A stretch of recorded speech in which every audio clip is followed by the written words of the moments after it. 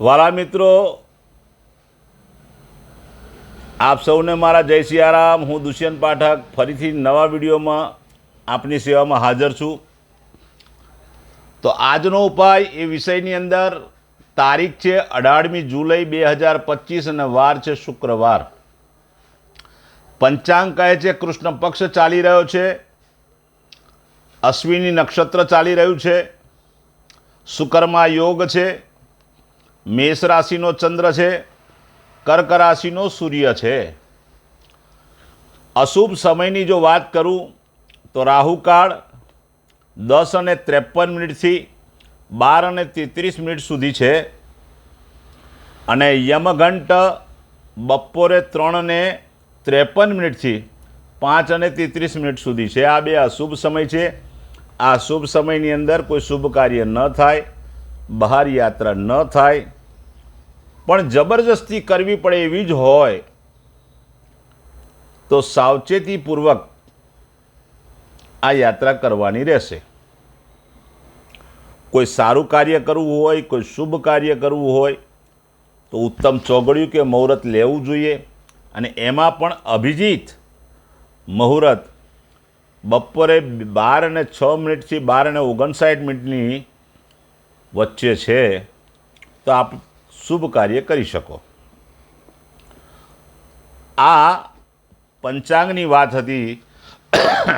હવે આજનો ઉપાય, તો વહેલી સવારે સ્નાન કરવા જાઓ ત્યારે હાથમાં દૂધ લેવાનું, થોડુંક પોતાના મુખ ઉપર, શરીર ઉપર પહેલું દૂધ લગાડી દેવાનું છે।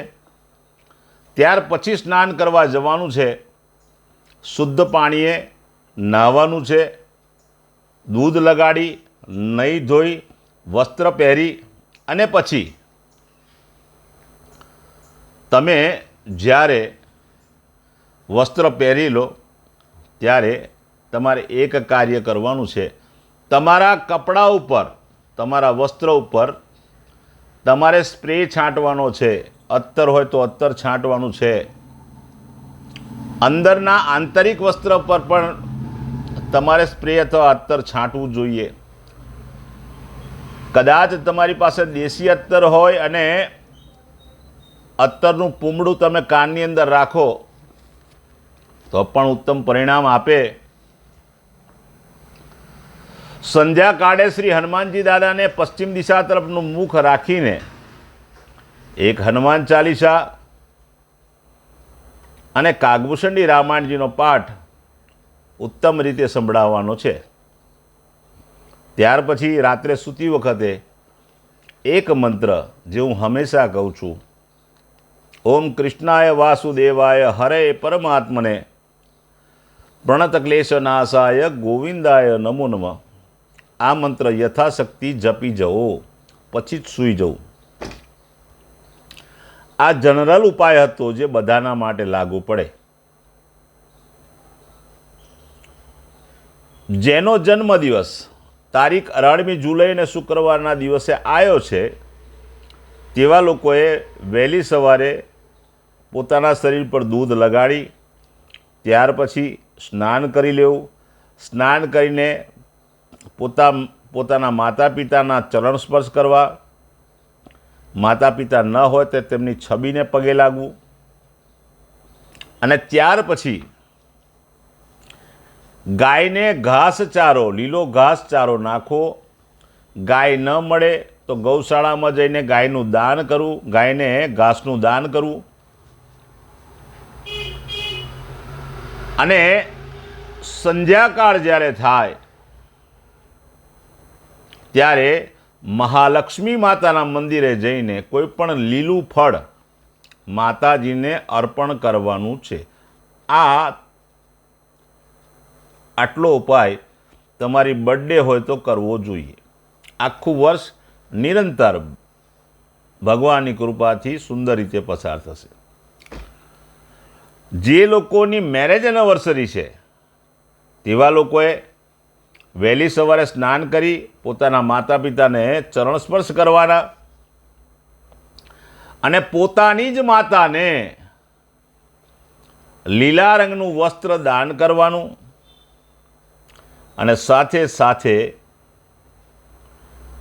એક વ્યક્તિ જમે તેટલું ભોજન ગાયને જમાડવાનું છે. ગાય ન મળે તો કોઈ જરૂરિયાતમંદ ગરીબને પણ તમે જમાડી શકો. બીજું, તમારી બહેન હોય અથવા તમારાથી ઉંમરમાં નાની દીકરી હોય, તેને શ્રૃંગારની કોઈ વસ્તુ ભેટ આપશો તો પણ આખું વર્ષ તમારું નિરંતર બહુ આનંદ સહિત પસાર થશે. તો વાલા મિત્રો, આ હતો આજનો ઉપાય. તમે આ ઉપાય કરતા જાઓ એટલે તમારા જે ગ્રહો છે દિવસે દિવસે બેલેન્સ થતા જશે. આપ સૌ મને ફોન કરીને જણાવો છો પણ ખરા કે તમને લાભ થઈ રહ્યો છે. તે છતાં પણ હું એવું કહીશ કે તમે નિરંતર આ ઉપાય કરતા જજો. મારા બધા જ વિડીયો ફેસબુક પેજ ઉપર, ઇન્સ્ટાગ્રામ પર અને યુટ્યુબ પર હોય છે. જેને આ વિડીયો જોવાનો રહી જાય તે ત્યાંથી લઈ અને ઉપાય કરી શકે છે. પણ બે હાથ જોડીને એક વિનંતી, મને પ્રસિદ્ધ કરવા માટે નહીં પણ કોઈ જરૂરિયાતમંદ વ્યક્તિ સુધી આ વિડીયો પહોંચાડવા માટે તમે અવશ્ય મારા વિડીયોને શેર કરો. બસ આટલી તમને બહુ દિલથી હું વિનંતી કરું છું. મારા વિડીયોને જેટલો થાય એટલો શેર કરો. ભગવાનની કૃપા એના ઉપર થશે અને એ ઉપાય કરશે તો ભગવાનની કૃપાથી એના જીવનમાંથી સંઘર્ષ, પીડા, દુઃખ, ચિંતા બધું દૂર થશે અને એનો શ્રેય તમને ને મને બંનેને મળશે. આ સાથે આજના વિડીયોને સમાપ્ત કરું છું. આપ સૌને જય સિયારામ. આપ લોકો ખુશ રહો, આનંદમાં રહો. બસ એ જ હનુમાનજી દાદાને પ્રાર્થના. સૌને મારા જય સિયારામ.